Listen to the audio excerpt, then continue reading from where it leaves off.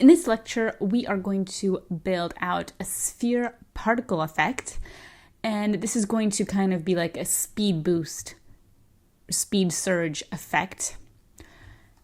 Because currently, our player is rolling along, but then let's say they get a speed boost. Well, we need a particle effect to add to our game polish. This is the starter project that we are working with here in Godot. Of course, it's provided in these source files. You can see our player is rolling along, and then if they answer the question correctly, they get a speed boost. So we have to add a particle effect to coincide with a speed boost. So on our player object, we have things like the collision shape, sphere, and on that player, we can right-click and attach a new child node. Then we can search for particles. And we have CPU and GPU particles.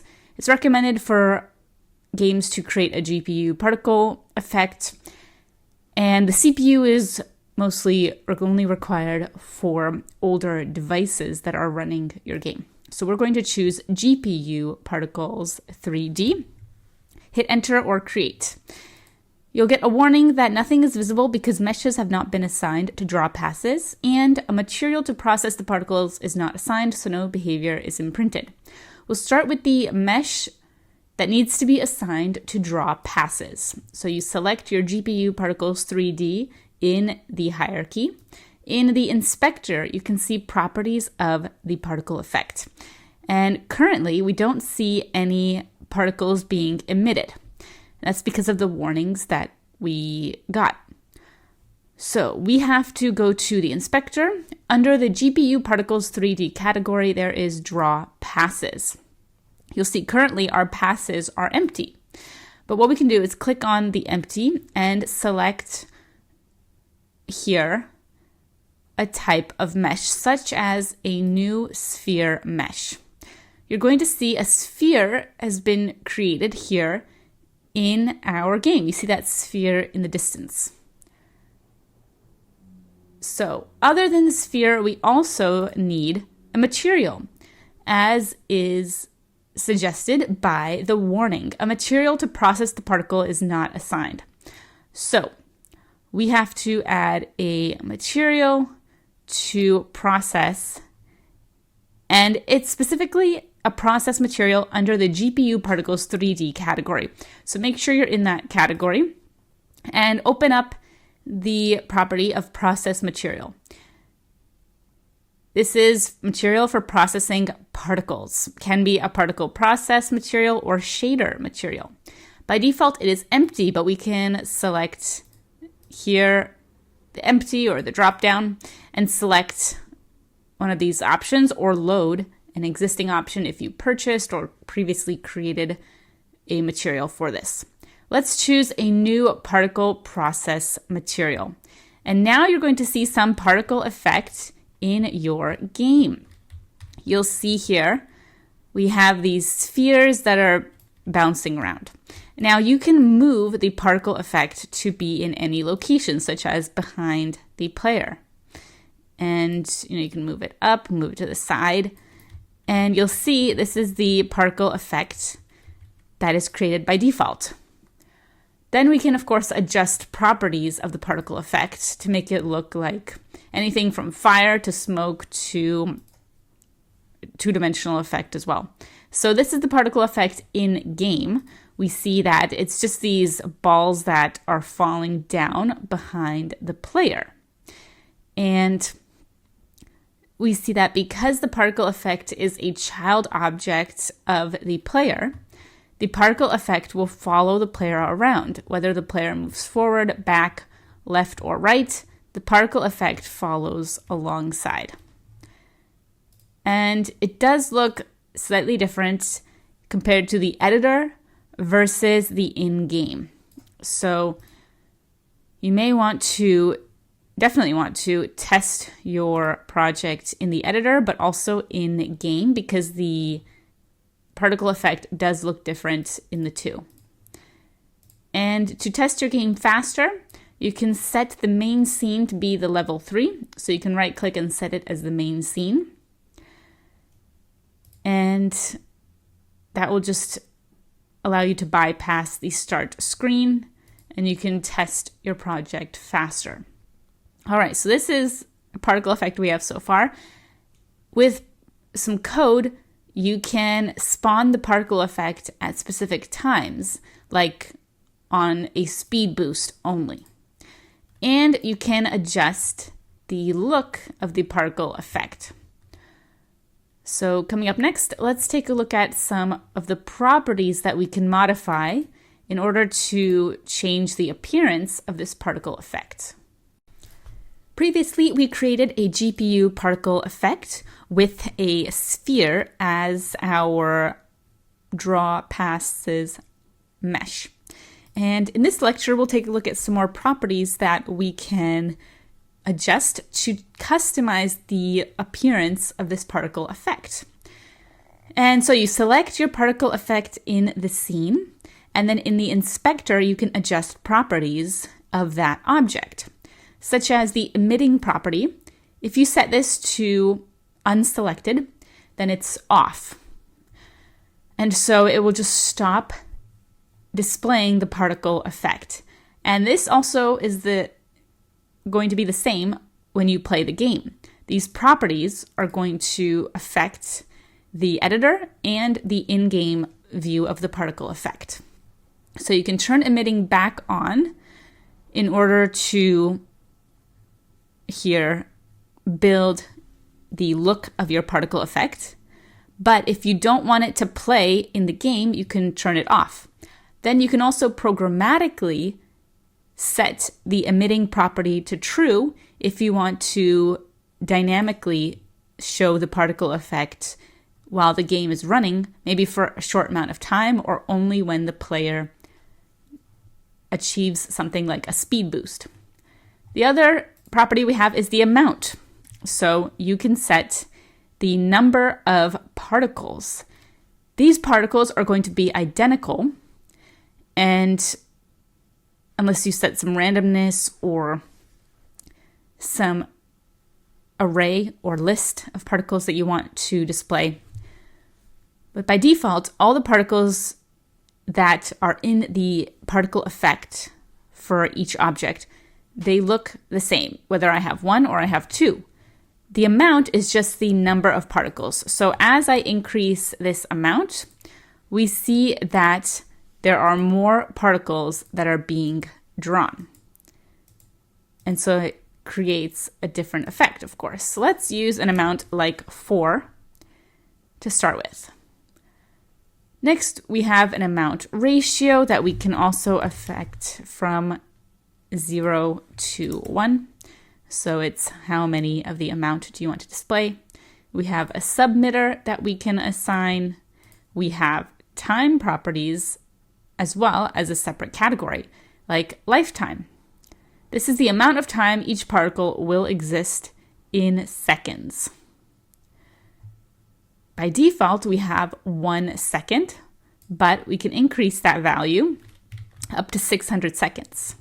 Let's say we increase it to 2 seconds. Now you'll notice that the particles will appear slower. The reason is that each particle appears for the lifetime amount, and when the lifetime is over, the next particle gets drawn. So if you have 1 second, then you'll see that the first particle gets drawn for 1 second, and when that's over, the next particle gets drawn. If you reduce this value, for example, let's say we reduce it to 0.75. The lifetime of each particle is going to be smaller. Let's say I bring it down to 0.5 or even 0.25. You'll notice the effect is very different now when my lifetime is 0.2, because now each particle is only appearing on screen for 0.2 seconds instead of 1 second. When the 0.2 seconds is over, the particle gets removed and the next particle gets drawn. So if it's a very small amount, then, there's a pure flickering. Let's use a value like 0.5 because we want to have a bit of a speed effect on our particles where, they're moving quite rapidly.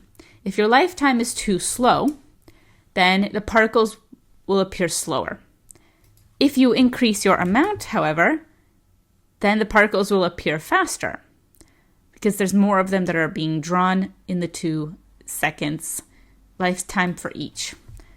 But we don't need too many particles. We just need 4 and then set a smaller lifetime for each. If we have something like 400 particles, that's going to be heavy on the game. I mean, look at that blur. So you can have a large particle amount, but you want to keep it small where possible to reduce things like your game size. And just to improve the performance of the game, you want to always have as few game objects as possible in your game, while of course, still making the game interesting and look good. So an amount like 4 is a good place to start. And then you can adjust the lifetime to change the speed effect of the particle. So the particles look like they're moving faster, but in actuality, they're still moving at the same speed. They're just alive or drawn for only 0.5 seconds each. It starts with the first particle, which is drawn for 0.5 seconds, and the next particle gets drawn after that, and the next particle gets drawn after that, so it creates this effect. We also have properties like interpolate to end, cause all particles to interpolate toward the end of their lifetime. So if you change that value, then you're going to get more of this lerping effect. So we don't need interpolation on, we can just keep it at 0. We also have one shot. If true, only the number of particles equal to amount will be emitted. If you turn this on, then you'll notice that emitting will get set to false. One shot means you only want to play the particle effect once. This can be useful for something like an attack animation or just one big spurt of particles. And then if you want to preview it, you just press the on check mark to see the preview. If you play the project, then you'll see the particle effect here is going to by default not be shown because by default emitting is now false. So you have to spawn this programmatically if you want it to appear in the game. So this one shot is just going to play the particle effect once, and you have to click emitting if you want to see that play. If you turn off one shot and turn on emitting, then the particle effect will play repeatedly over and over again. We also have properties like pre-process, amount of time to pre-process particles before animation starts. It lets you start the animation sometime after particles have started emitting. So you can set this to a value like 1 second. And then you can see when I press play, there's a bit of a pre-process. It's more noticeable with other particle effects. So let's set that back to 0. We also have a speed scale ratio, an explosiveness amount, so you can experiment with these values. So by default, speed scale is 1, but you can use 0 to pause the particles. Explosiveness is time ratio between each emission. If 0, particles are emitted continuously. If 1, all particles are emitted simultaneously. So you can see here, check out this difference. If we have 0, particles are emitted one after the other. If I have 0.25, for example, then there's a bit of this jump. If I have 0.5, then there's this jump when the particles are affected. 0.75, you see you get this kind of jumping motion, and 1, all the particles are emitted at the same time. So this is affecting how frequently the particles are emitted. We also have fixed FPS, and this is a property that stands for the frames per second. The particle system's frame rate is fixed to a value. Changing the value to 2, for example, will make the particles render at 2 frames per second. But this does not slow the simulation of the particle system itself.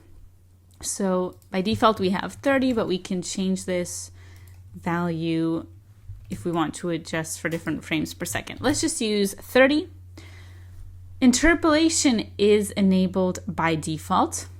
It makes particle movement smoother. So we will leave that on. We also have fractional delta calculation, which has smoother particles display effect. So those are some properties under the time category. We also have collision, the base diameter used for particle collision. If you want to do collision checking. We have drawing, like the AABB determines the node's region, which needs to be visible on screen for the particle system to be active. You can enable local coordinates if you want to use the parent node's coordinate space. You can set the draw order and enable transform align. Under trails, you can enable particle trails using a mesh skinning system. The geocompatibility rendering backend does not support particle trails, so you can use CPU particles for that. And set lifetime of trails. This is not lifetime of the particles. We also have our process material, which we can click on to change the material itself with properties like lifetime randomness ratio, the equation for the lifetime of a particle. So you can make that a bit random. You also have particle flags, spawning position, angle, velocity, animating velocity like angular, directional, orbit, radial, and velocity limits, accelerations like gravity, linear, radial, tangential, damping, and attractor interaction, display properties like scaling, scale over velocity, color curves, hue variation, animation, turbulence, which can be enabled for varying particle movement. So you'll notice here when we turn on turbulence, there is going to be quite a bit of difference in the movement. So you can play around with these different properties to see the effect on your particle effect, to see the results. You also have collision properties, sub-emitter, and then resource. Now these are under the material, so if you hide the material property, you will not see those, but they will still be in effect. We also have draw passes where we've selected this mesh, and you can click on the mesh to edit it, like the radius of the sphere, the height of the sphere, radial segments, rings, and these are specific to spheres because we selected a sphere mesh, but you can experiment with other types of meshes as well. And you can click on that pass to hide it or show it. You can load a new skin, which will be over top each particle mesh. Then you have general properties of geometry, visual instance, and node. But mainly you will be in this GPU Particles 3D, of course, to edit properties. And you'll be in the material and in the mesh to edit appearance of the particles. Let's take a look at some more properties that we can affect, like changing our scale. For example, how can we make the particles start at a small size and then increase over time, and vice versa? Maybe we might want to make them start at a large size and then we can decrease their size over time, because right now we can rotate using our rotation tool here the particles, but notice that we won't see any effect. And all the particles are also the same size. So maybe we want to adjust things like the particle direction and the particle size over time, as well as the particle color. We can work on all of those coming up next.